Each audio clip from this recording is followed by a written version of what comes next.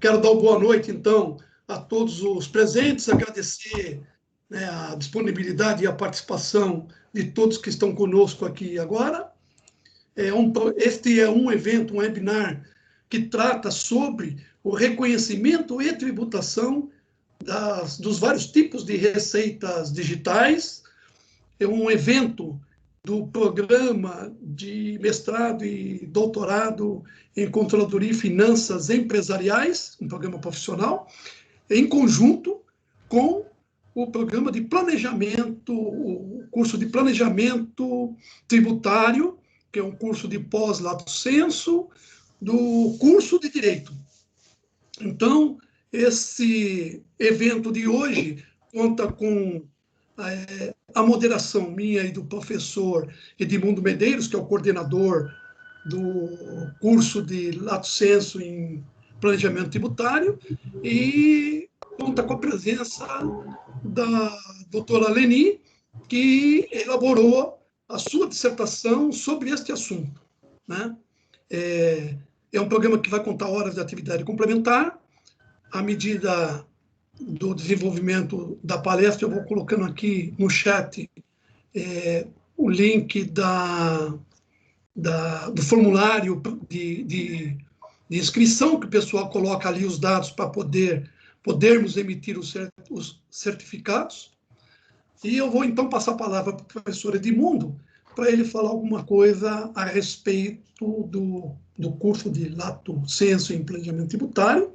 E eu quero dizer que, para finalizar, que o nosso programa está também com as inscrições, o processo seletivo discente está com inscrições abertas, e na medida aqui do desenvolvimento da palestra, eu também vou colocando aqui no site, no chat, o link do edital do processo seletivo, tá certo? Então, passo a palavra para o professor Edmundo Medeiros, para ele falar alguma coisa aqui a respeito do curso de lato sensu em planejamento tributário. Professor Edmundo, por favor. Professor Formigoni, boa noite, Leni, boa noite a todos que estão acompanhando esse evento virtual. É uma satisfação enorme participar desse evento aí, que foi pensado, que foi planejado pelo professor Formigoni. Eu quero agradecer. O professor Formigoni é uma pessoa muito querida, muito admirada no curso de Direito. Eu só preciso dizer o seguinte, né?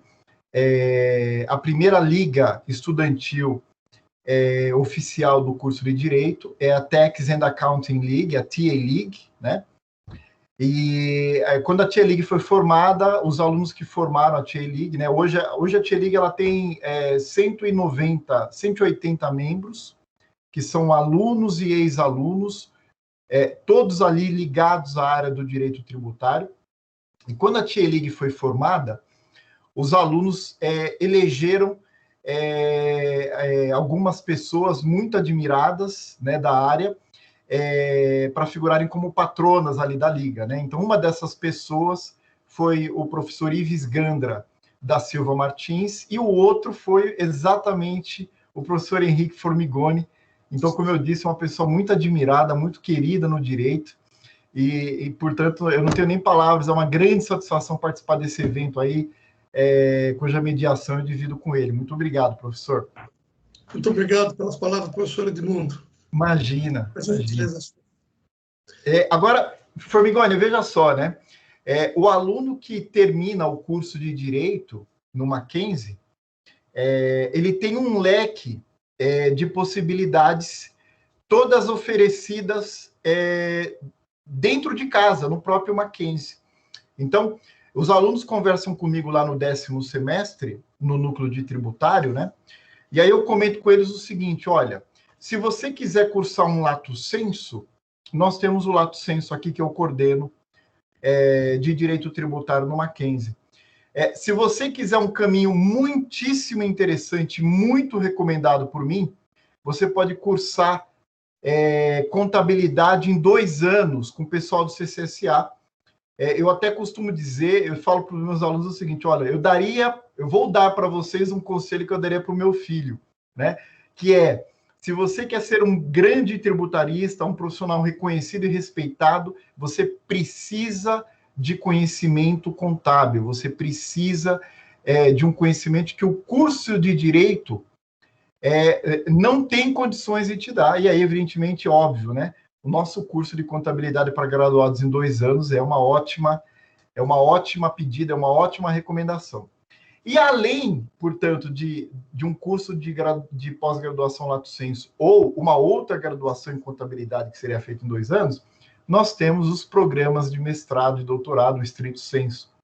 E aí ele pode, se ele tem tanta opção no curso de Direito Político e Econômico, como o que é o caso do Leonardo Constantini, que foi meu aluno no Direito e está agora quase aí concluindo o seu mestrado em Controladoria e Finanças. Então, veja você que o aluno ele tem o aluno que tem interesse pela área tributária, no caso do Direito, e evidentemente o próprio aluno de Contabilidade que tem o pezinho na área tributária, quer dizer, está no dia a dia ali lidando com questões que são próprias do direito tributário, ele tem esse leque de opções, né?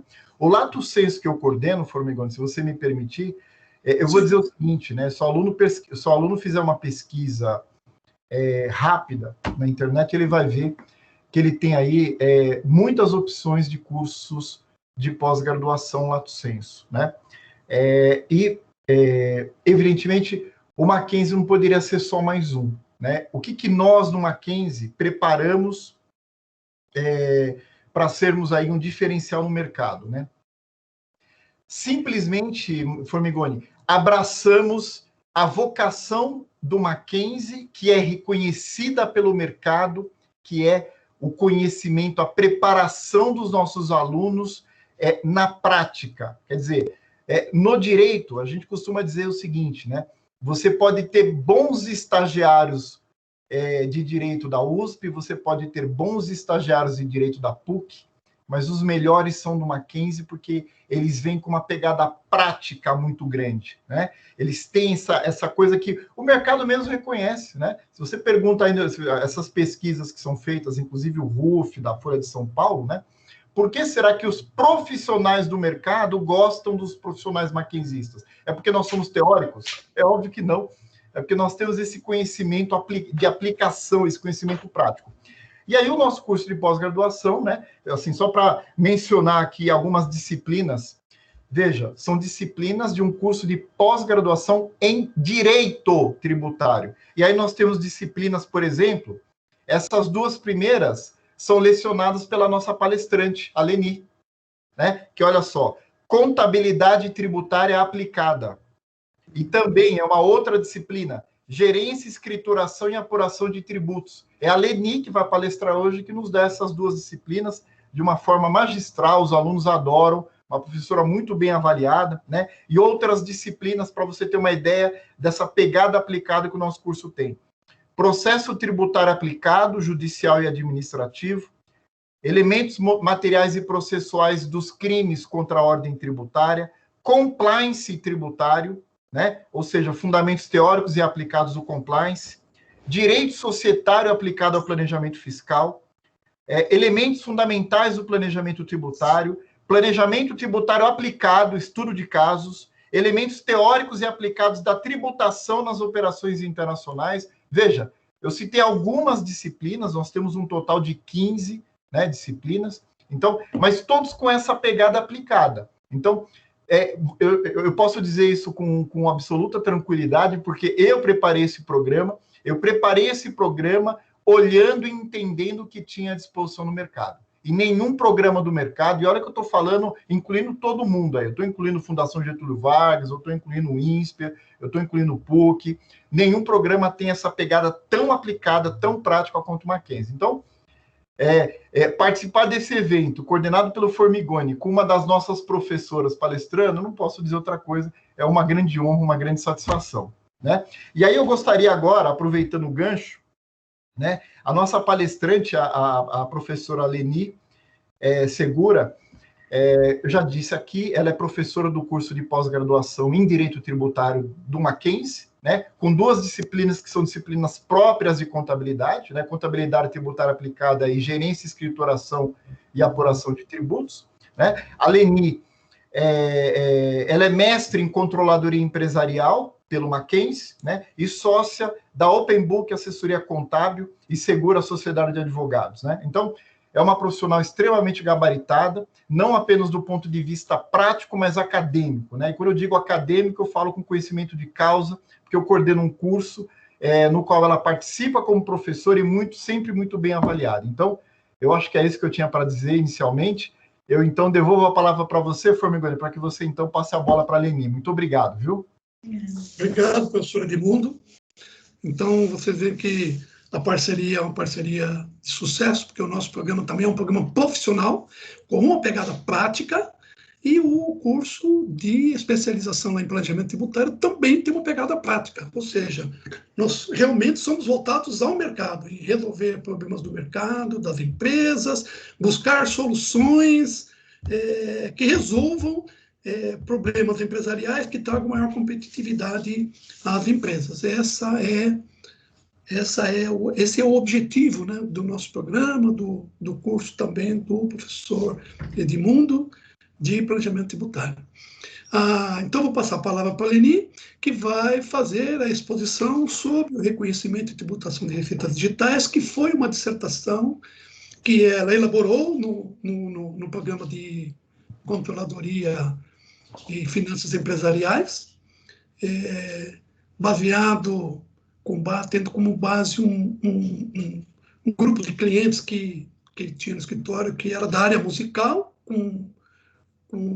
apresentava uma série de dificuldades e dúvidas sobre a questão da tributação, se era imune a receita, se não era, qual receita era imune, e desse conjunto de receitas passíveis que existem nas empresas, especificamente aqui do ramo digital, por exemplo, e de outras empresas, tinha que separar cada uma dos tipos de receita, ver a aplicação do CPC 47, que trata das receitas, e como que isso seria tributado. Isso tudo a Leni fez. Ela vai agora contar para a gente, explicar para a gente como é esse processo, como faz isso aí, como separa essas receitas, se tributa ou não, e como tributa. É muito interessante essa questão. Eu diria, inclusive, que, em virtude do trabalho que ela realizou, uma grande empresa musical leu a dissertação dela, se interessou pelo trabalho dela e contratou ela para fazer um trabalho de ajuste de regularização do pandemônio tributário que existe nessa área dentro da empresa lá. E a Leni, hoje, então, ela tem algumas empresas que a procuraram em virtude desse trabalho que ela realizou no mestrado. Então, eu parabenizo a Leni pela dissertação que ela fez, pelo trabalho que ela realizou, e passo a palavra para ela poder expor aí esse assunto que ela conhece bem. Muito obrigado pela participação, Leni, professora Edmundo. Leni, você está com a palavra. Obrigada. Boa noite. Primeiro, eu queria agradecer ao professor Edmundo, né, pela acolhida no curso de Direito Tributário, onde eu tenho muito orgulho de trabalhar, e para mim é uma grande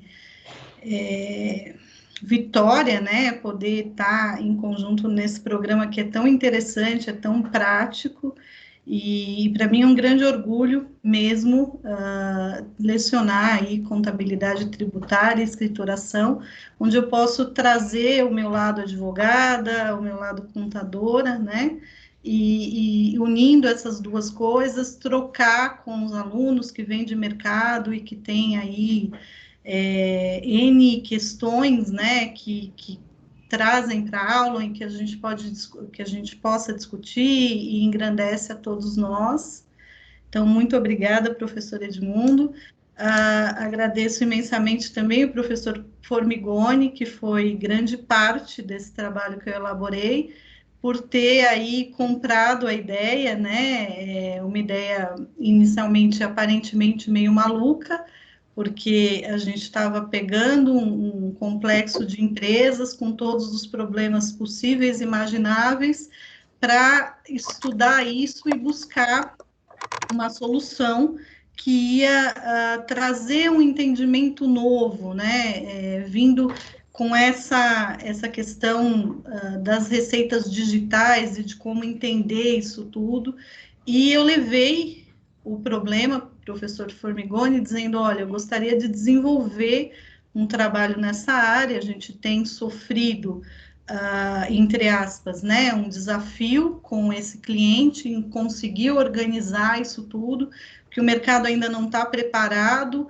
é recente, não é tão recente, mas está tudo muito desorganizado, a Receita está olhando, a Receita Federal está começando a olhar para essas empresas agora, e a gente precisa entender e buscar uma solução para eles, né, para esse problema.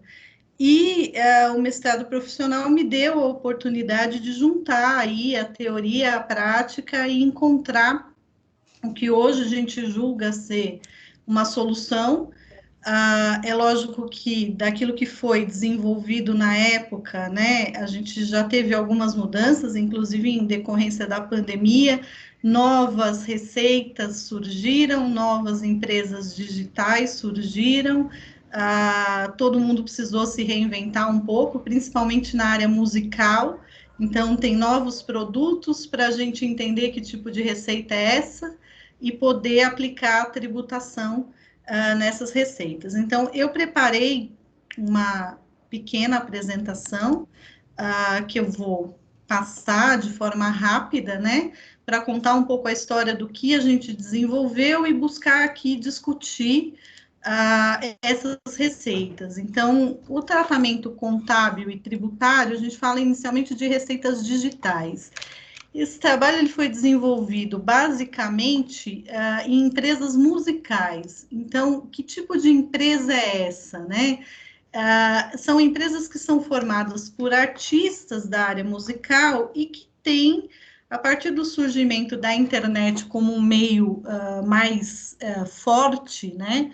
E a gente vendo surgir aí plataformas de streaming, YouTube e etc., começou-se a discutir que um artista antigamente ele preparava uma música, ele preparava lá um fonograma, e a gente vai discutir o que é o fonograma, e ele ficava com aquilo, ele batia de porta em porta, numa gravadora, em outra, e em algum momento ele podia, entre aspas, estourar ou não, né? Com o advento da internet, com essa força que a gente tem, principalmente de plataformas como o YouTube, de repente alguém coloca algo naquela plataforma e isso tem uma repercussão enorme, né? Em algum momento, hoje, também a gente vai falar da questão do Instagram, então, receitas que decorrem, inclusive, do Instagram também, que inicialmente foi pensado como uma plataforma onde você expunha as suas fotos, as suas... basicamente fotos, e que hoje é algo que gera receita para quem está operando nesse tipo de mídia, né? Então, a grande discussão era, quando eu estou diante de uma receita que vem do YouTube, por exemplo, que eu acho que foi o ponto central dessa discussão toda, geralmente a pessoa colocou lá no YouTube, pôs na plataforma um determinado conteúdo, e esse conteúdo, seguindo várias regras, acaba sendo monetizado. Então, num primeiro momento, esse dinheiro vem para a pessoa física, que acaba nem entendendo que aquilo é um rendimento e não leva a tributação, só que aquilo começa a crescer, e num volume absurdo. Então, quando a gente teve contato a primeira vez com o tema, né, com essa dificuldade, com essa discussão, o primeiro cliente dizia para a gente: eu preciso que você apoie essa determinada banda X, porque de repente ela tem um canal no YouTube que está como um dos maiores canais nessa modalidade musical. Eles chegam em casa do show com um saco de dinheiro na mão, porque o contratante às vezes pagou em dinheiro mesmo, nada disso está sendo tributado, nada disso está sendo contabilizado, isso está completamente bagunçado, e a gente está colocando aí na mão de vocês um desafio para organizar isso tudo. E aí a grande discussão sempre é, ok, mas como que eu tributo corretamente essas receitas, né? Essas receitas advindas desses meios digitais, dessas novas plataformas. Então, eu coloquei o meu conteúdo numa plataforma streaming, eu coloquei no YouTube, eu criei um blog, isso está me gerando receita e o que que eu faço? E aí, a primeira discussão sempre é: me mantenho como pessoa física, vou para pessoa jurídica, qual é a melhor tributação, como é que eu pago menos tributo, né? E quando a gente está falando principalmente no contexto da pessoa física, que é artista, que está desenvolvendo aquele conteúdo, a visão de mundo, de mercado dela é diferente de alguém que está ali focado na contabilização, na tributação, no estudo do contrato e etc. São mundos diferentes, cada um com a sua habilidade. Então, muitas vezes, para você explicar, né, para essa pessoa que aquilo precisa ser tributado, já é um grande passo, né? E aí tem sempre aquela história, olha, nós criamos uma empresa porque a banda tal, que também é como a gente que está começando, diz que uma empresa era melhor, e aí a gente criou aqui, mas as coisas continuam passando pela conta da pessoa física, então, em algum momento a gente precisava organizar isso tudo. Para se organizar uma empresa como essa, a gente acaba partindo de alguns pontos, né? Primeiro, entender que tipo de receita essa empresa, essa pessoa jurídica pode receber, porque alguma parte, boa parte do direito autoral, ele é moral, como a gente chama, né? Então, uma parte do direito autoral é o direito moral, que é algo que não é objeto de cessão, não pode ser, há uma vedação legal em relação a isso. Então, algumas receitas não vão poder integrar uma empresa, por exemplo, porque elas compõem uma parte do direito autoral que não é disponível. Então, esse já era o nosso primeiro ponto no momento de entender o negócio do cliente, né? O que é disponível, o que é objeto de cessão, o que eu posso estar trazendo dessa minha obra intelectual para dentro de uma empresa. A partir daí, entender o que gera de receita a partir dessas obras intelectuais, desses produtos que estão sendo desenvolvidos, e entendendo que receita é essa, aí sim partir para entender a tributação. No setor musical, a gente tem um grande problema no mercado, porque o artigo 155, ele fala o 155 da Constituição Federal, ele fala da imunidade do fonograma, né?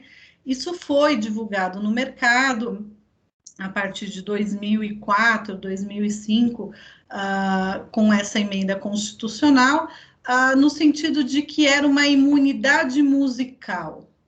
Então, na cabeça do artista, aquela produção que ele faz, aquela música que ele faz, tem uma imunidade e toda a receita produzida a partir dali é imune, o que não é verdade. A gente vai conversar a respeito da imunidade, sabendo, principalmente na posição de tributaristas, que imunidade é uma coisa restritiva.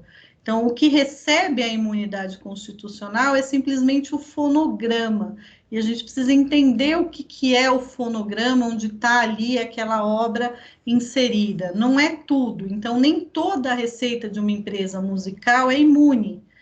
E isso, o mercado complica um pouco a gente, porque mesmo quem opera no mercado está operando à margem da legislação, considerando tudo como imune, misturando todas as receitas e fazendo uma grande confusão.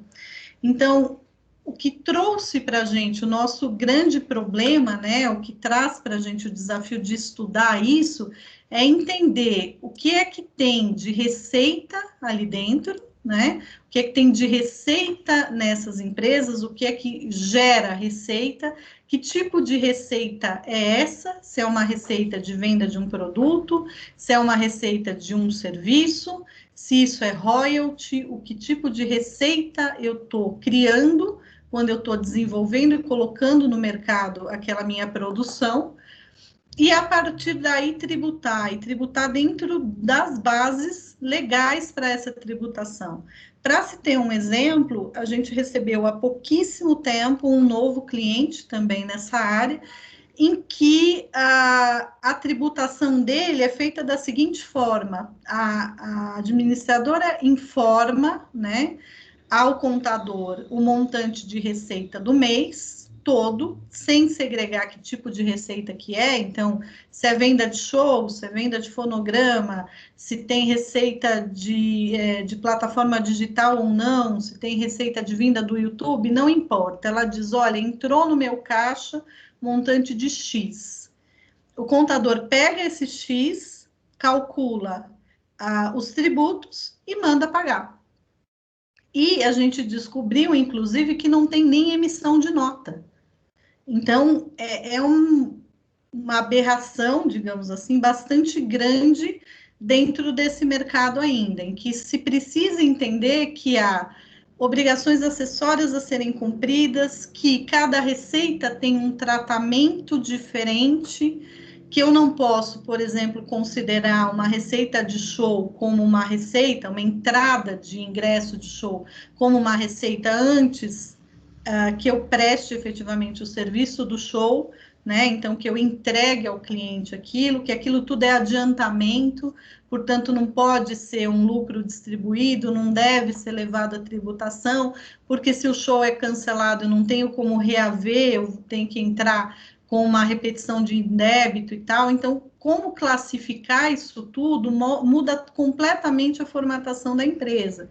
E o que a gente tem analisado é que ou os clientes não pagam o tributo, ou eles pagam muito mais do que deveriam pagar. Então, nesse mercado, a gente tem os dois polos, né? É difícil você encontrar o meio termo. Então, ou são empresas que sonegam porque sequer têm a extensão do conhecimento de que precisam faturar, de que precisam reconhecer aquelas receitas, entregar a tributação, ou são empresas que, com medo de não estar tributando, tributa além do que deveria, né? Então, não se aproveita da imunidade, não utiliza, pelo regime tributário, a isenção eventual de PIS e COFINS, enfim, a gente tem uma grande dificuldade dentro disso tudo. Para mostrar um pouco dessa dificuldade, né, eu trouxe aqui esse fluxo que fala um pouco da propriedade intelectual. Então, a gente está lidando, nesse momento, nessa parte verde de cima, que é o direito autoral, que tem ali o direito do autor e os direitos conexos. Dentro tanto do direito do autor quanto dos direitos conexos, a gente tem uma parte que é direito moral, ou seja, aquilo que não é objeto de cessão, então não é disponível, por exemplo, né, o recolhimento por execução pública musical, que é feita pelo ECAD. Isso é um direito que não pode ser cedido à empresa, isso é personalíssimo do autor, do artista, né? Isso é pago diretamente a ele, ele tem que se associar a uma determinada associação da área musical para poder receber isso, e ele vai tributar na pessoa física dele, e isso não recebe imunidade constitucional. Então, não pode ceder para a empresa, não recebe imunidade, precisa ser tributado na pessoa física, e tem que segregar essa receita. A gente já pegou muita empresa com receita de ECAD como uma receita da empresa, como se fosse uma receita operacional da empresa. Não é. Então, cadê a titularidade, cadê o ativo que gerou aquela receita? O ativo é de outro. Então, como é que você está reconhecendo uma receita cujo ativo gerador não pertence a você e não tem nenhum contrato que lhe dá licença ou cessão? Nem pode haver. Então, é nesse sentido que a gente precisa ter o cuidado quando a gente está lidando aí nessa parte de direito autoral, de direito de propriedade intelectual.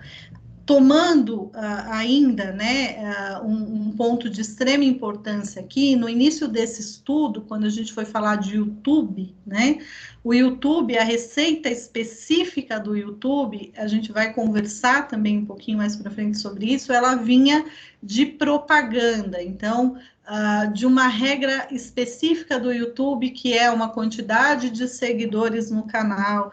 A partir desses seguidores, gera uma monetização pelo tipo de propaganda que você recebe antes do seu vídeo. Isso é decidido pelo YouTube. O YouTube, até o início do ano passado, né, ou se eu não me engano, no final desse ano, início do ano passado, ele não pagava nenhum tipo de direito autoral por execução pública. Depois de muita briga, hoje o YouTube paga uma parcela de direito autoral. E muitas vezes o print que vem do YouTube te mostrando a receita que ele está te pagando mistura direito autoral com direito autoral moral, né, com direito autoral patrimonial, que pode ser receita de empresa. Então, precisa segregar isso, às vezes entra junto, né? E a contabilidade tem o trabalho de segregar, precisa ter o trabalho de segregar essas receitas para que a gente possa tributar de forma coerente, de forma correta. Não obstante, né, o que veio na nossa cabeça, né? Aqui a gente está falando que pessoas jurídicas não produzem direitos autorais, mas elas podem receber em cessão ou em licenciamento a parte patrimonial, a parte de exploração patrimonial desses direitos autorais. Então, aqui sempre em contratos de cessão e licenciamento, elas não podem e não devem, porque há uma vedação legal, receber qualquer tipo de receita que advenha de direito autoral moral, né? Que é a parte personalíssima do direito autoral. Quando a gente vai falar de imunidade, pensando tudo que a gente precisa organizar e essa questão do mercado tão forte, principalmente para a área musical, que diz, a música é imune, né? Como se dissesse, a música é imune, da mesma forma que o livro é imune, e a gente sabe que essa imunidade é extremamente restritiva, toda imunidade é restritiva. Então, quando a Constituição está tratando da imunidade, ela fala que o fonograma é imune, o fonograma e o videofonograma. E o que é isso, né? O fonograma e o videofonograma é a gravação daquela música, a colocação da voz, né, de uma pessoa numa determinada mídia, seja física ou digital, né, e isso forma um fonograma, que traz para a gente uma discussão de se esse fonograma é um produto, o que é esse fonograma, né, o que eu estou gerando ali, se eu estou criando um produto. Porque da onde veio esse entendimento da imunidade? Essa imunidade, ela veio para a área musical, protegendo o fonograma e o videofonograma musical, né? Por uma questão de que a gente tinha um momento do mercado em que havia muita pirataria de CD musical, de DVD e etc. Então, por isso foi feita toda uma movimentação do mercado para que o fonograma recebesse a imunidade, o fonograma e a sua mídia, a mídia onde ele está estabelecido. Naquele momento era o CD, o DVD. Hoje, a gente fala num fonograma gravado numa mídia digital, e que não é palpável, não é tangível, eu não vejo, né? Então, antes eu poderia distribuir para uma determinada loja uma certa quantidade de CDs em consignação, por exemplo. Hoje eu distribuo para uma determinada loja que é virtual um fonograma que ela vai replicar e vender ou colocar para audição streaming. Então, como é que eu vou tratar isso? Isso continua sendo um produto? Isso é um serviço? A gente vai trazer aquela mesma discussão do software, né? Se for de prateleira, ou seja, se o fonograma tiver gravado num CD, então é um produto, mas se eu compro ele pela internet e baixo, vira um serviço, como é que eu vou tratar isso? Então, essa foi a nossa primeira discussão. Então, para conceito de fonograma, toda fixação de som de execução ou interpretação de som, ou representação de som que seja uma fixação incluída em uma obra audiovisual e que esteja gravada em um tipo de mídia digital ou não. Importante falar em relação à questão da imunidade, ainda, né, antes de entrar no reconhecimento de receita, é que nem todo fonograma é imune, somente o fonograma musical. Então, se eu extraio de um fonograma musical um jingle, por exemplo, para uma propaganda, ele vira um fonograma de propaganda, ele perde a imunidade.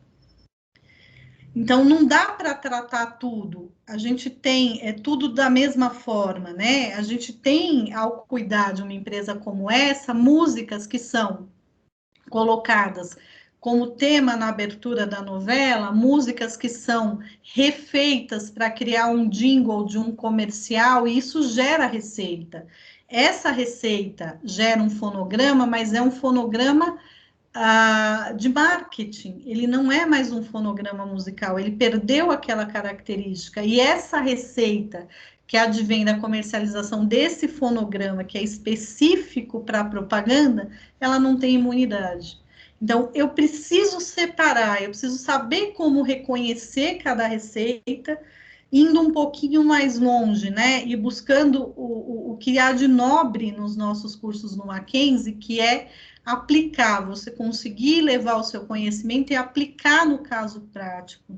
Por que que isso é tão importante? Porque a gente precisa conhecer o negócio do nosso cliente. Eu tenho que ir lá e olhar o meu cliente, eu preciso entender o negócio dele, eu preciso saber o que é que ele faz. Eu não posso simplesmente dizer, chegou um cara aqui, umas músicas, um negócio esquisito, vou pegar isso aqui tudo, tributa no Simples Nacional e acabou. Tá, pode ser que o efeito prático, se a receita não chegar ali,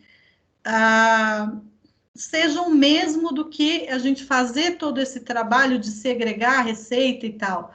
Mas a grande verdade é que quando eu entendo o negócio do meu cliente, eu posso levar a ele a melhor equação.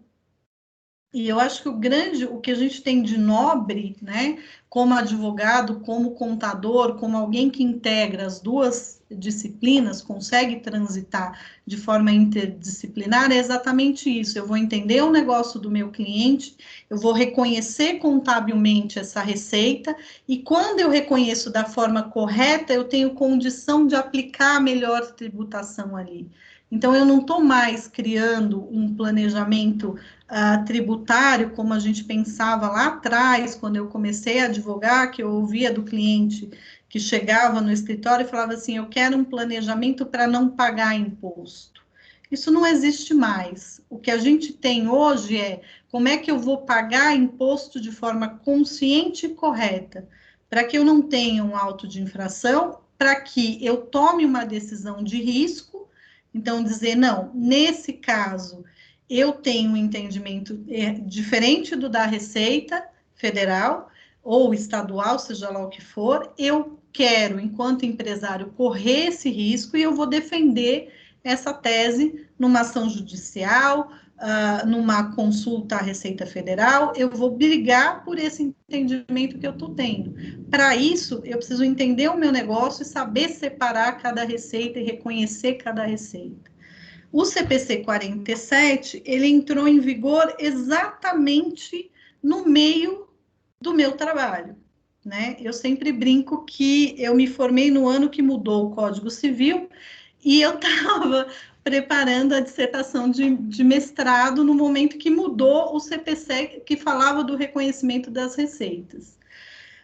Isso foi um desafio, porque o CPC 47, ele tem um entendimento um pouquinho diferente do CPC 30, que era o anterior, e ele traz como princípio básico o fato de que a entidade deve reconhecer as receitas e descrever a transferência de bens ou serviços prometidos a cliente e que tenha um valor que seja capaz de refletir a contraprestação da qual a entidade espera ter direito em troca desses bens e serviços. Quando a gente olha esse pronunciamento, principalmente essa parte do pronunciamento, e está falando de receita digital, dá um medo gigantesco, porque na receita digital eu trago muitas vezes muita dúvida de em que momento eu transferi a titularidade daquele bem, né? Se eu estou falando, por exemplo, de um fonograma que eu estou colocando numa plataforma digital, eu, artista, cedi para minha empresa musical, que fez um licenciamento para uma distribuidora de fonogramas digitais, que vai colocar esse fonograma nas plataformas no Brasil e no mundo inteiro. E aí, um cliente brasileiro, um cliente estrangeiro, um cliente da China, vai lá e vai comprar ou o direito da audição, streaming, ou ele vai comprar o direito de baixar aquele fonograma. E aí, como é que eu, que estou aqui, empresa musical, no começo dessa cadeia toda, vou reconhecer essa receita? Né? O que eu vou dizer? Eu vou dizer que eu fiz uma consignação do meu fonograma para a plataforma, para a distribuidora das plataformas, o que eu estou cedendo, o que eu estou licenciando para ela? Né? Então, eu estou recebendo royalty, eu estou recebendo preço pelo serviço, eu estou recebendo preço pelo produto. Quando o consumidor comprou o fonograma lá no final, que eu entrei lá na internet, falei, amo essa música, eu quero ter esse fonograma aqui no meu celular e estou pagando para baixar essa mídia digital com essa música, isso é um produto? Se isso é um produto, como é que esse produto saiu daqui da empresa musical e chegou lá no consumidor? E muitas vezes chegou lá no consumidor na China. Eu preciso entender o encadeamento disso. Então, quando a gente olha a receita digital, a gente sempre fala na complexidade dos contratos que estão dentro. Se a gente começa com a receita de show, hoje a gente tem uma complexidade para o show que nós não tínhamos há 6, 8 meses atrás. Porque a receita de show hoje é um show que eu vejo pela internet, é uma live. E aí, como é que fica essa receita? Se eu estou lá e tem um quadradinho dizendo assim, olha, você pode fazer uma doação para ajudar a instituição tal, ou você pode fazer uma doação para ajudar o artista que está vendendo esse show que você está assistindo pela internet. E aí, você, artista, como é que vai reconhecer a receita desse show? Né? Você está reconhecendo, você colocou lá que é uma doação, mas isso não é uma doação. Alguém entrou ali e pagou um valor qualquer para ter o direito e a disponibilidade de ver 100% daquilo, que está num canal digital. Mas e o outro que não pagou? Como é que fica?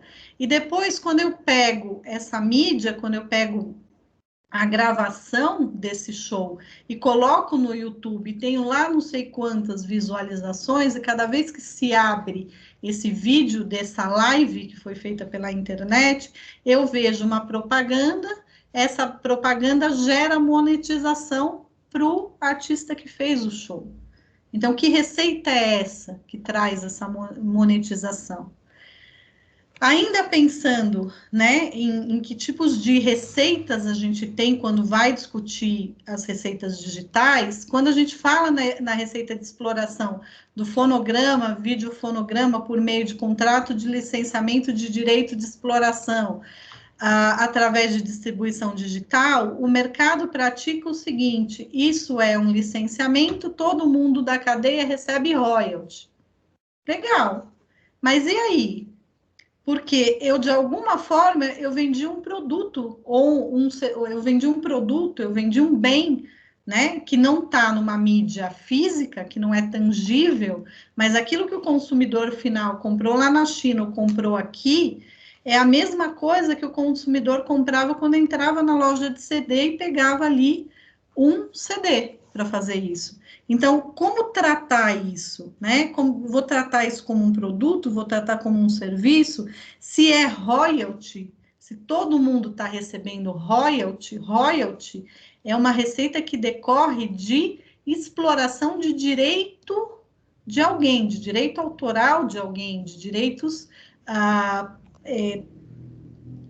patrimoniais, né, da parte patrimonial do direito autoral de alguém, e essas intermediárias, as empresas intermediárias não estão recebendo royalties, elas estão recebendo efetivamente serviço, elas prestam o serviço de agenciamento quando você coloca, né, esse fonograma em várias empresas, então você entra em contato com as plataformas digitais e vai distribuir isso, você está distribuindo em nome do titular. O titular está recebendo, deveria receber royalty, mas e esse intermediário? Ele está prestando um serviço. Como é que ele está reconhecendo uma receita de royalty? O direito não é dele, de modo geral, né? Porque o licenciamento é feito diretamente à plataforma digital por intermediação dessa empresa que possui todos os contatos com a plataforma, a distribuidora. Então, que receita é essa da distribuidora? Essa não é uma receita de royalty. Então, como que o mercado pode tratar isso como royalty? Seguindo ainda, né, pensando nesse contrato do qual a gente está falando aqui, deixa eu puxar isso aqui para cá para ficar melhor a visualização.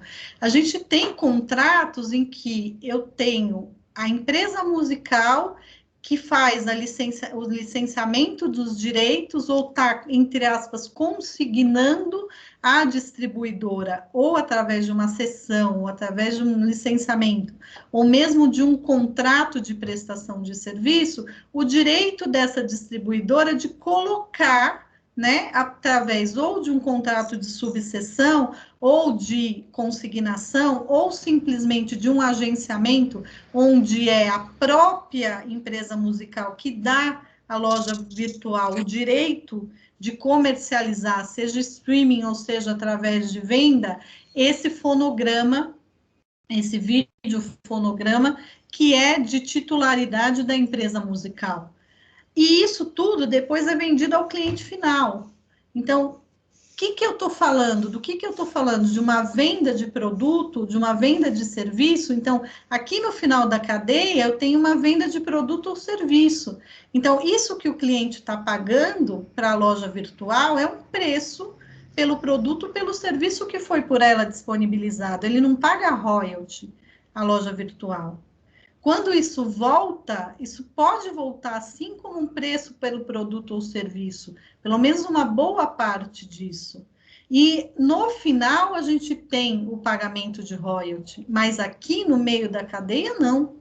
No meio da cadeia, o mercado pratica como se desde o cliente final até chegar aqui no artista, toda a cadeia fosse receita de royalty.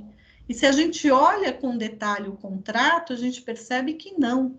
A gente está falando de venda de produto e serviço, e isso muda consideravelmente a tributação. Porque se eu estou vendendo o fonograma, se eu estou vendendo a mídia, eu entro na imunidade constitucional. A venda do serviço streaming não recebe imunidade. Então, tem incidência de ISS. Então, eu preciso entender a origem da receita, eu preciso entender da onde ela advém, qual é efetivamente, né, o tipo de receita que eu estou gerando e o tipo de transação comercial que eu estou fazendo para entender a tributação que vai incidir ali. Além disso, a gente tem ainda algumas outras questões, né? Então, na comercialização de fonograma e videofonograma, eu vou ter imunidade de todos os tributos. Que tributo recebe essa imunidade? Depende. Se eu estou colocando, se eu estou utilizando, se eu estou explorando, né, a parte patrimonial do fonograma e do videofonograma através da cessão disso para uma plataforma que vai trabalhar streaming, o que o consumidor paga à plataforma é uma receita de serviços sem imunidade. O royalty que a plataforma paga ao titular do direito é royalty e não recebe imunidade, mesmo estando vinculado ao fonograma, porque royalty não é fonograma. E royalty não é objeto da exploração efetiva do fonograma, né? Então, eu não estou vendendo o fonograma. A imunidade ela é bastante restritiva quanto à comercialização em qualquer mídia do fonograma. Se eu estou recebendo royalty, como é que eu justifico? E aí tem a outra discussão, a incidência de RCSLL, porque muita empresa musical entende que se eu estou comercializando algo que é imune, essa imunidade, eu já estou entendendo ela como extensiva, coisa que ela não é, então a minha empresa não tem que pagar IR, CSLL sobre o lucro que ela está gerando. Isso não é real. A imunidade ela está restrita ao fonograma e aos impostos que incidem sobre o fonograma, e não aquilo que incide sobre um lucro da empresa que tem a titularidade desse fonograma. E aí a gente tem uma outra questão, que é o Simples Nacional.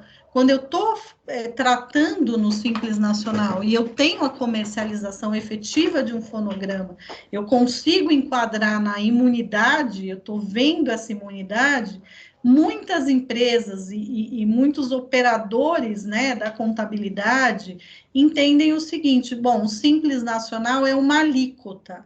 Portanto, você faturou 1.000, aplica a alíquota de 6, aplica de 10, aplica a que for, e acabou. Ele não volta para pensar que o Simples Nacional é uma composição de alíquotas.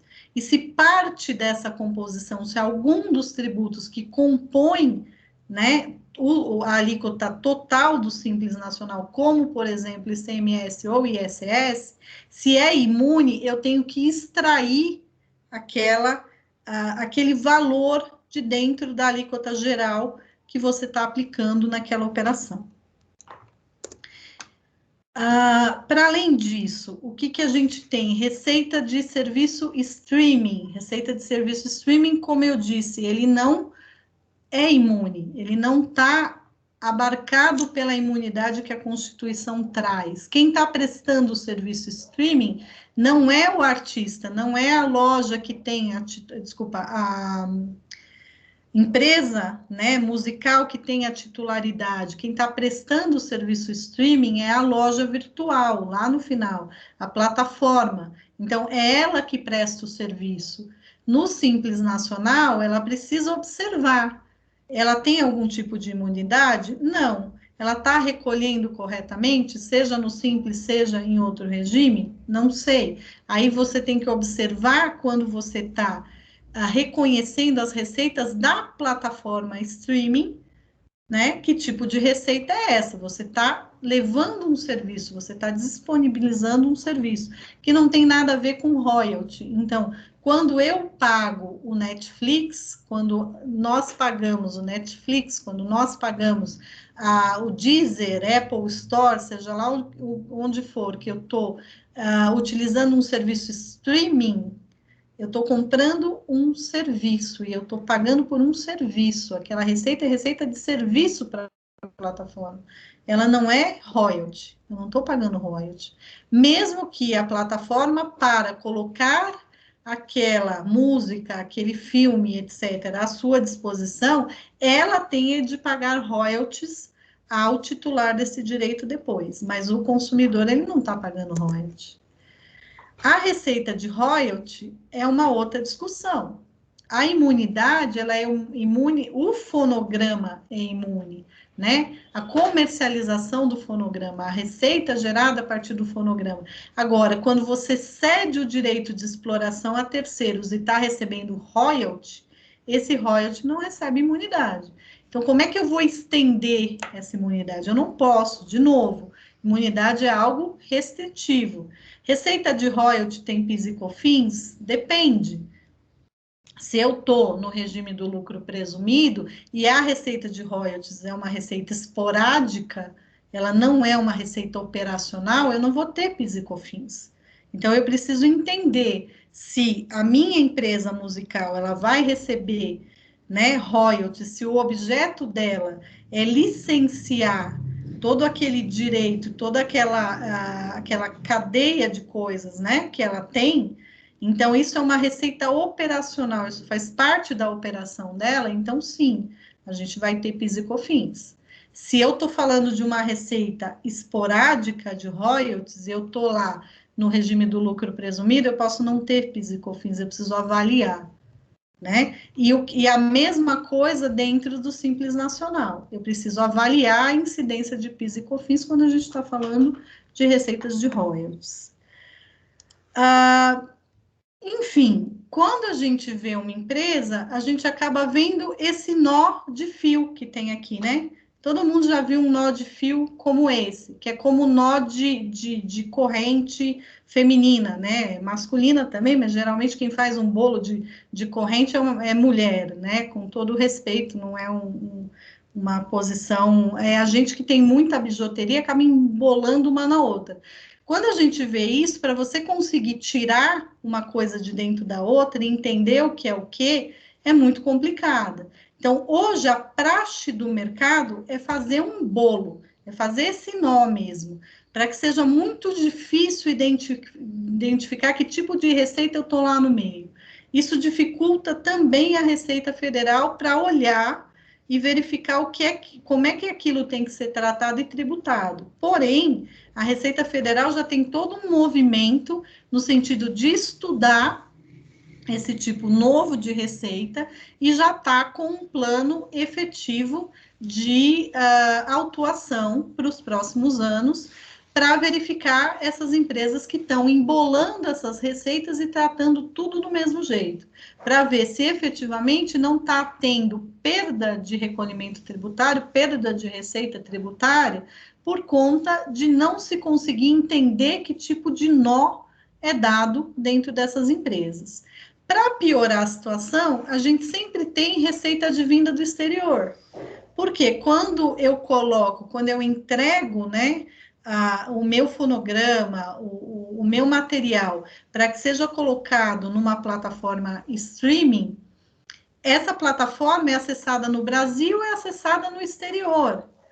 E aí, isso é pago geralmente pelo PayPal, diretamente na conta das empresas, que por vezes nem sequer emitem nota, e isso vai gerando um bolo ainda maior. Se a gente consegue identificar o que é receita gerada no Brasil, o que é receita gerada no exterior, eu posso sim dizer que eu estou exportando o serviço, que eu estou fazendo um licenciamento internacional e ter um tratamento diferente. Vai respeitar a imunidade? Não vai respeitar a imunidade? Depende, eu preciso segregar a receita para poder entender o que está dentro disso e o que é parte do exterior. Não entendo por que 90% das receitas que advêm de plataforma digital, mesmo quando apuradas no Brasil, são entregues através de pagamentos internacionais.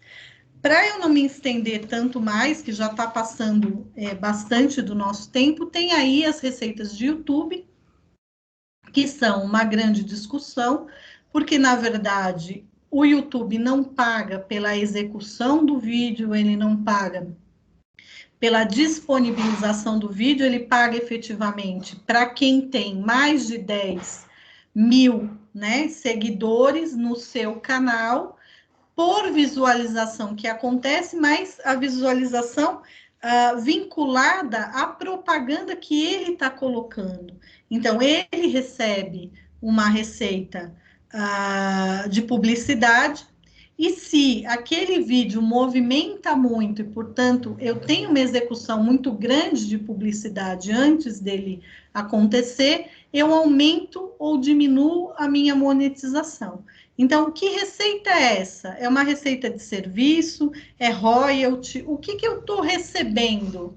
Né? É uma sessão de um espaço virtual? O que eu estou recebendo? Que tipo de receita é essa quando eu recebo o dinheiro do YouTube?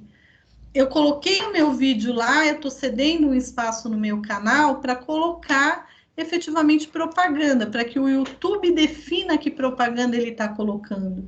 Portanto, isso não é receita de serviço, isso não é royalty. Isso pode ser entendido até, e esse é o meu entendimento, que é uma sessão de espaço virtual. Isso é uma locação de espaço virtual para colocação de propaganda, que gera receita. E isso vai ser uma receita operacional ou não na minha empresa, dependendo do objeto que eu classifiquei.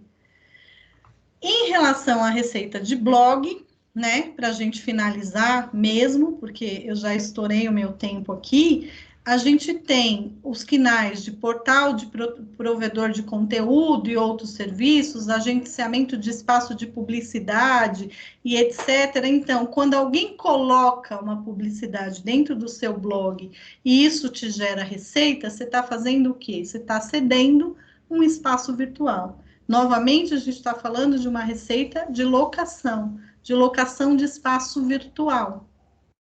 Então, eu preciso ter um contrato que seja compatível e eu preciso ter um reconhecimento compatível com essa locação, para sim tributar da forma correta.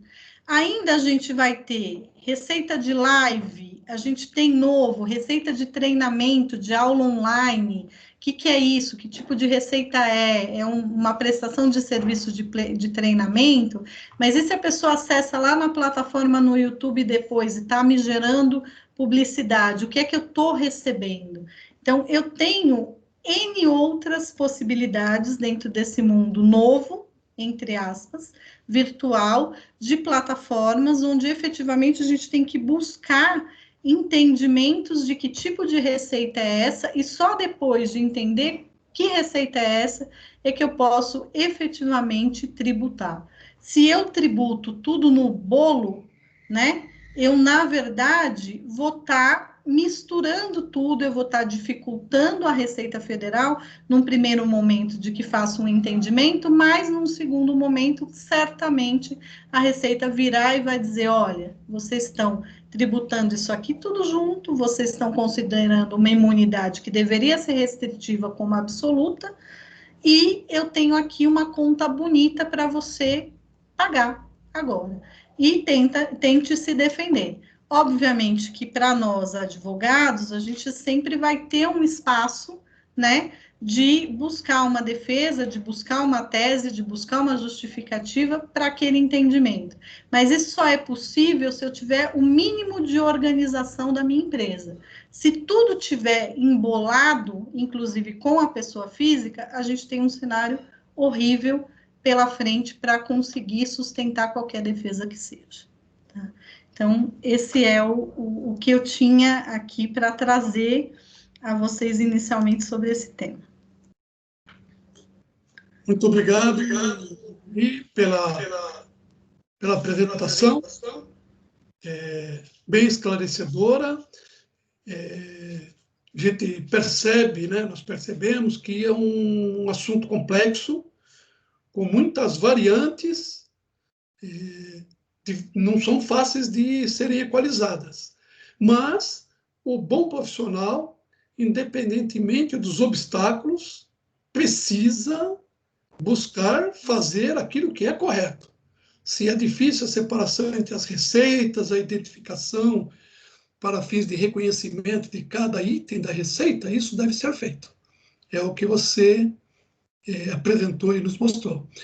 Eu gostaria que o professor Edmundo fizesse alguns comentários sobre a apresentação e apresentasse aí as suas considerações a respeito desse assunto. Vou passar a palavra para o professor Edmundo, para que ele possa fazer aí algumas considerações. Por favor, professor. Obrigado pela oportunidade mais uma vez. Agora, já para considerar essa brilhante apresentação que a professora Leni fez. Professora, eu achei a apresentação fantástica, especialmente pela didática, especialmente pelo formato em que você nos entrega um tema tão complexo, né?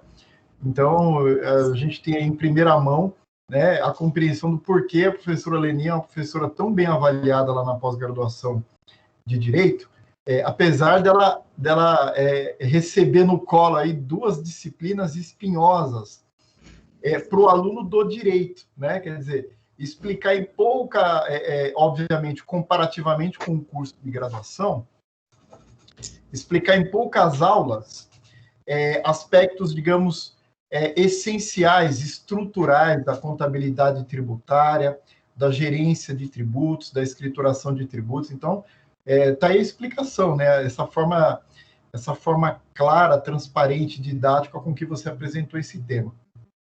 E aí é evidente, né? A Leni, ela tocou em vários pontos aí muito sensíveis, né?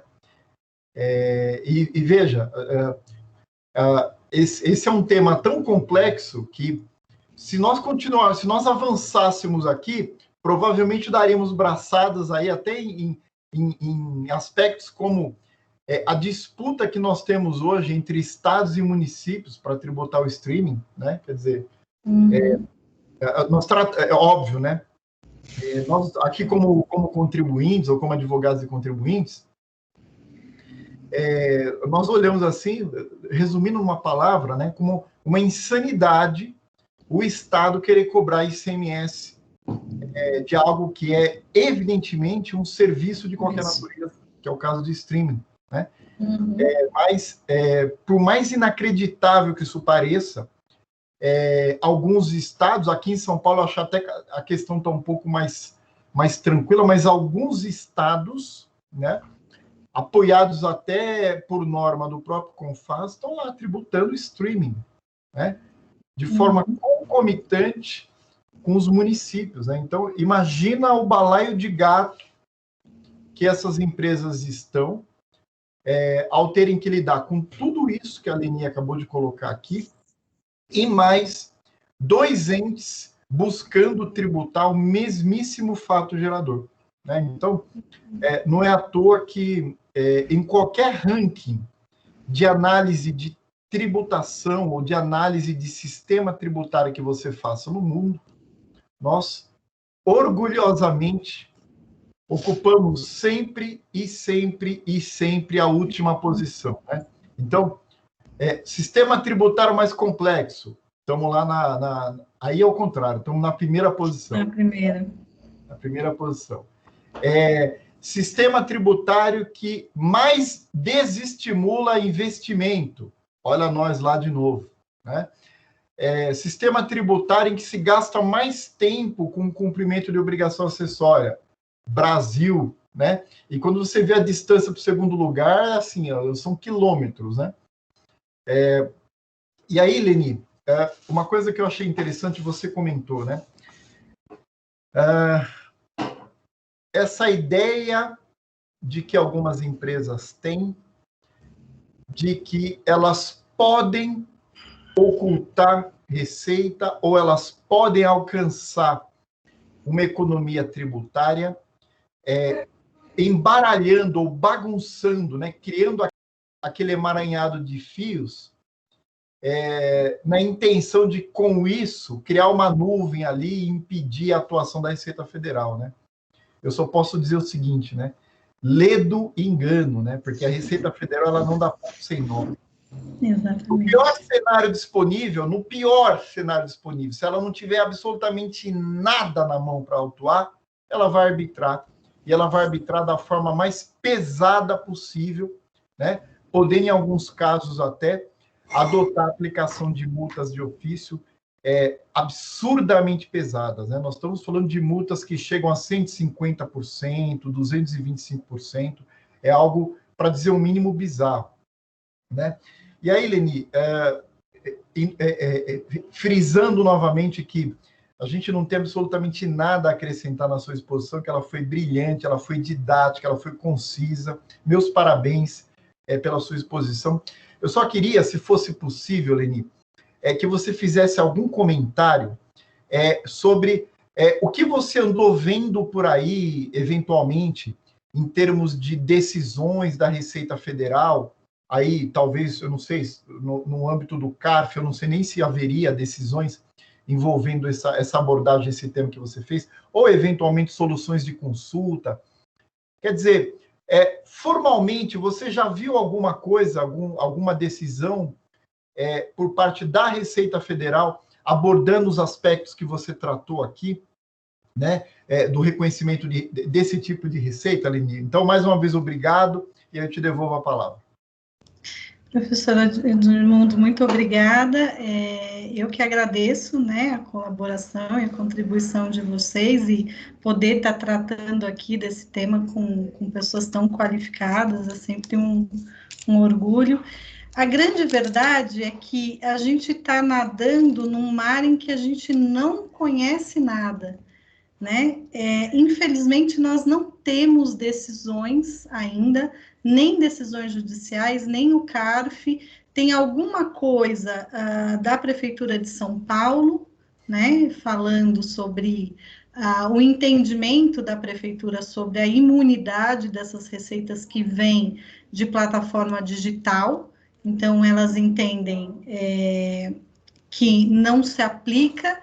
Isso eu vi diretamente em empresas do Simples Nacional, que o próprio programa da Receita Federal, da Prefeitura de São Paulo, quando é uma empresa musical em que a gente define, né, que o KNAI a ser utilizado naquela nota é de sessão de fonograma para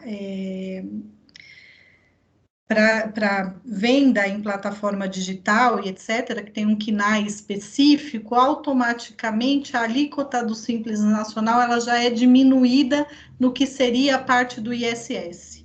É o que mais a gente tem.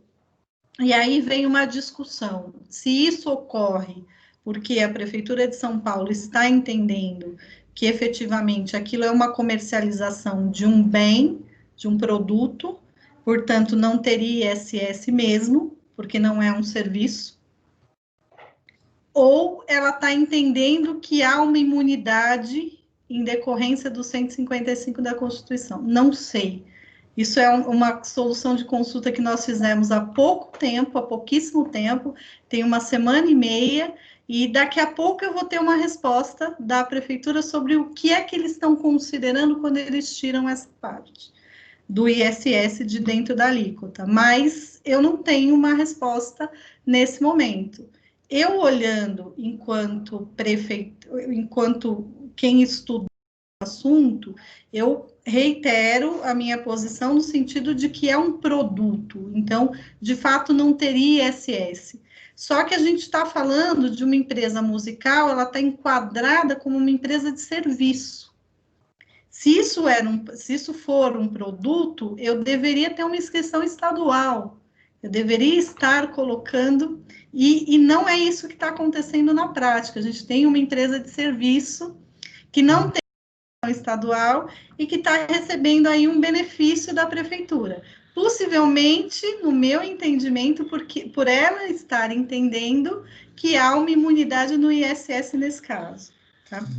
Eu estou com um ruído aqui, deixa eu só encostar um pouquinho, só um minutinho. A gente não consegue ouvir diretamente. Então, esse eu acho que é o mais próximo que a gente chegou até agora de algo. Decisões, né, soluções de consulta e etc., não temos, tá? Tem uma plataforma digital que alega, com quem eu já briguei algumas vezes, que alega que isso tudo é receita de royalty e que ela tem uma decisão, uma solução de consulta que dá a ela esse respaldo. Eu já pedi algumas vezes, me dê um número ou me mostre a decisão, porque senão eu vou continuar batendo o pé que isso não é receita de royalty, e mais, que eu enquanto empresa musical, né, estou falando eu representando os meus clientes, preciso emitir uma nota fiscal contra vocês, que hoje eles nem sequer permitem, a gente emite as notas à revelia da empresa que está pagando, e isso é bastante comum de acontecer.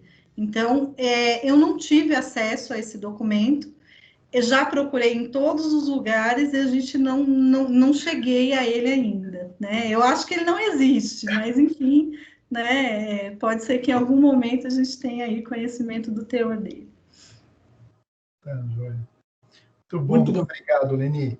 Professor Formigoni, devolvo a palavra ao mestre. Muito obrigado, professor Edmundo, pelas considerações muito bem apropriadas. Tem uma pergunta aqui do doutorando Cláudio Rafael Bife e Leni, que ele pergunta o seguinte: como você vê a subjetividade do contador na aplicação do IFRS e a legislação tributária quando estas se confrontam? Que as normas do IFRS elas têm bastante subjetividade, elas não são tão precisas quanto ela tem que ser assim, elas dão uma margem, vamos dizer assim, de decisão para o profissional. Então, ele está perguntando isso, quando essa subjetividade do contador e a legislação tributária, quando você confronta as duas, como fica, então, essa questão? Como fica a autonomia do profissional? No caso aqui, o contador. Especificamente no reconhecimento de receita em algumas situações. Eu entendo em relação a isso, né, que a autonomia do profissional, ela vai até um determinado momento, né? Então, quando a gente está tratando de assuntos de extrema complexidade, onde você ainda não tem decisões, como é o caso da gente não tem jurisprudência sobre esse assunto, a gente não tem decisões que fazem com que a gente chegue ao nosso cliente e diga, olha, a Receita Federal está tendo o seguinte entendimento. Vai ter uma discricionariedade do profissional, mas ela tem que estar respaldada a um ok do cliente, né? A uma parceria do cliente. Então, quando eu digo que o novo profissional advogado, o novo profissional contador, ele precisa entender o negócio do cliente. Esse entender o negócio, ele parte do pressuposto de que em algum momento você vai ter de sentar com o seu cliente e dizer, olha, a minha análise vai nesse sentido, e ela implica a você tal risco. Você está disposto ou não a correr esse risco? Porque nós não podemos correr esse risco sozinho, porque o que a gente sempre ouve é, quando chega o problema, a culpa é do contador, né? Então, o Bife vai saber aí o que eu estou dizendo, é uma coisa que a gente ouve muito. Quando o cliente vem para o nosso escritório, advindo de um colega, ele sempre diz assim, o contador fez tudo errado, tá tudo errado aqui. E aí você vai olhar e você percebe que não necessariamente o colega fez tudo errado, que aquilo teve sim uma série de decisões de risco que foram tomadas entre o profissional contador que está fazendo a escrituração, que está aplicando a tributação, e a administração da empresa, que naquele momento não está querendo assumir que tomou aquele risco naquela proporção e que aquilo gerou uma autuação. Então, eu acho que essa discricionariedade, ela tem uma limitação. Quando a gente está diante de um caso onde não há respaldo de decisões, onde não há respaldo jurídico, onde não há respaldo do IFRS nos dizendo siga tal caminho, é um momento de sentar com o cliente, expor o risco e ter documentado a consciência do cliente em relação a esse risco. Porque quando der o problema, a culpa de fato vai ser nossa. Né? Então, é uma avaliação, inclusive, de dizer ao cliente, essa é a posição nesse momento, mas se a gente tiver uma melhoria, uma mudança da jurisprudência, se a gente tiver novos entendimentos, possivelmente nós vamos precisar adaptar esse entendimento que a gente está adotando agora. Se não me engano, foi o professor, acho que o Eudíceros, que falou a subjetividade responsável, né?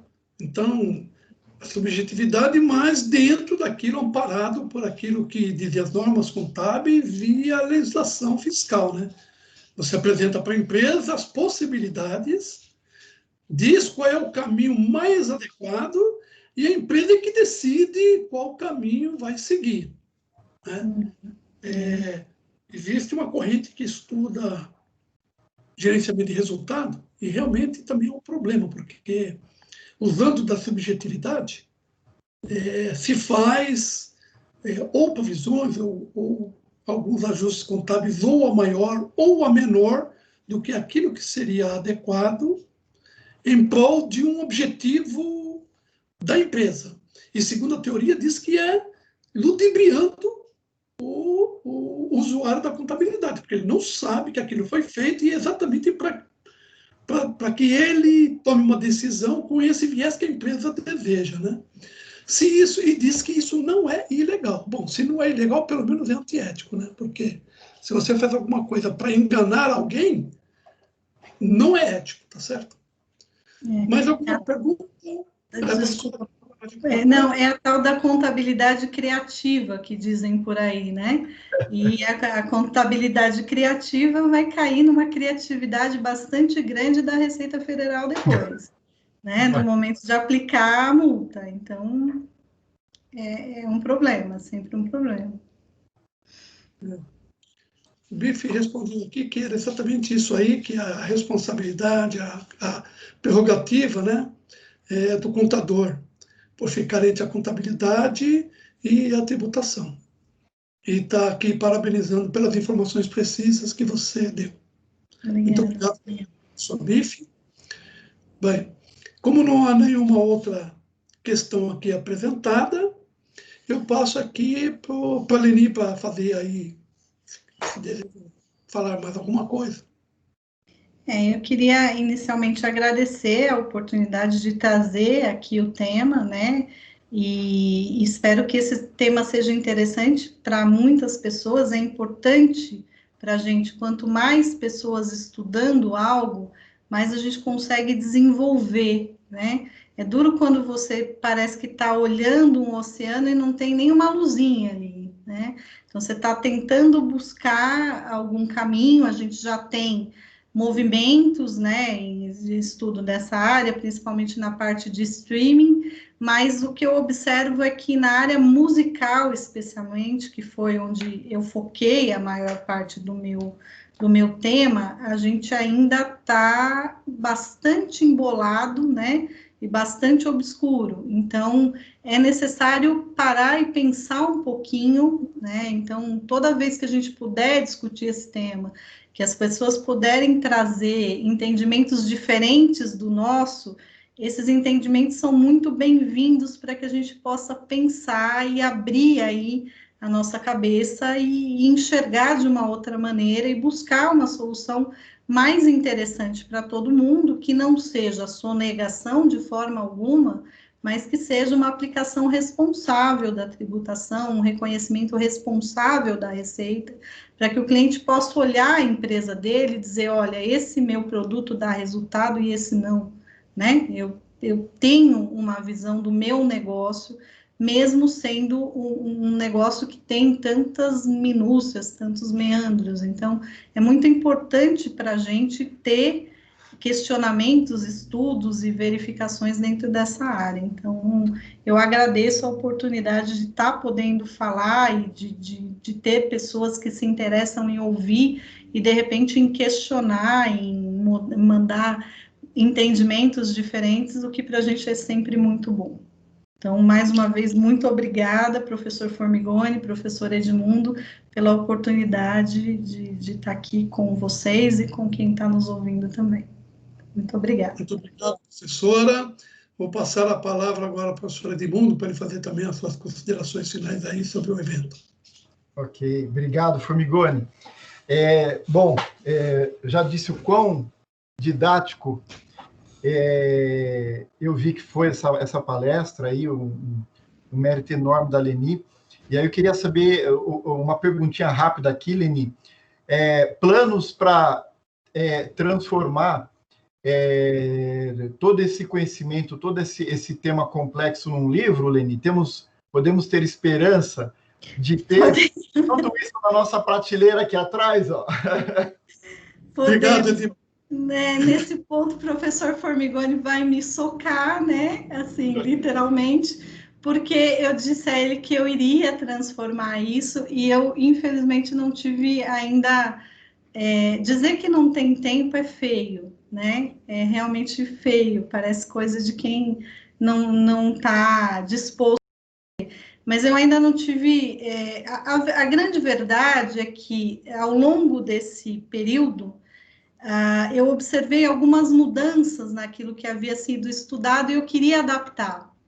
antes disso. E aí eu ouvi da professora Liliane há pouco tempo que o ótimo é inimigo do bom, que enquanto eu continuar querendo adaptar para deixar da melhor maneira possível, eu não vou deixar esse livro ser publicado e outras pessoas discutirem isso. Então, temos aí um plano, né? Mas espero que rapidamente eu consiga colocá-lo em prática. Que bom.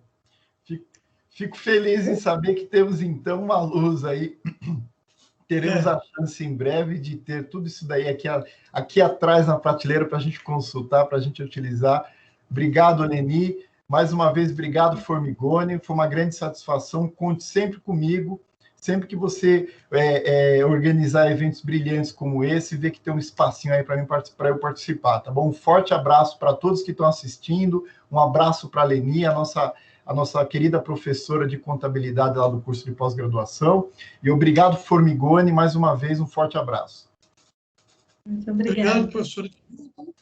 Agradeço a participação da professora Edmundo aqui nesse webinar, né? Nos ajudou a organizar.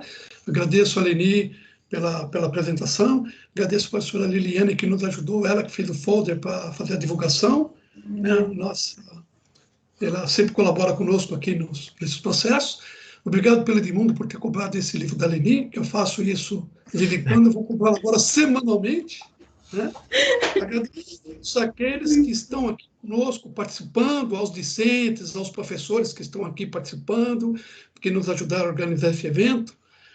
Outros eventos nós vamos organizar em conjunto com o professor Edmundo, com o pessoal do direito, com a participação de alunos do direito nas webinars. Vamos fazendo uma programação para participar de um pessoal do direito ali junto com o pessoal da contabilidade.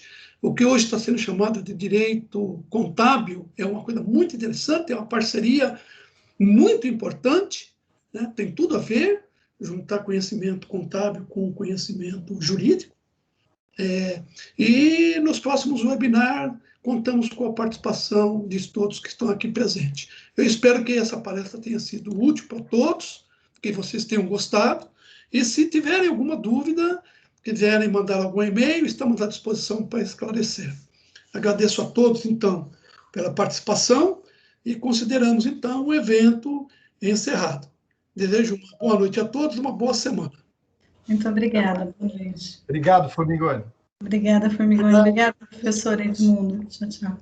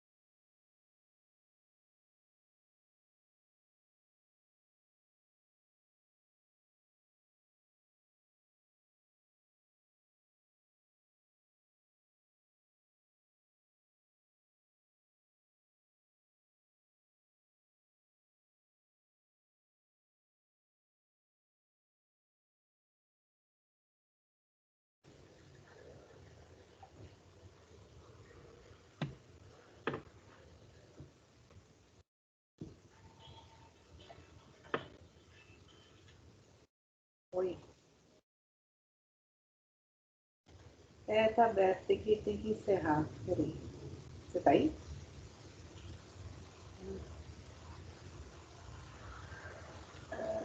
Tinha um lugar que era encerrar a reunião. Será a reunião? Pronto.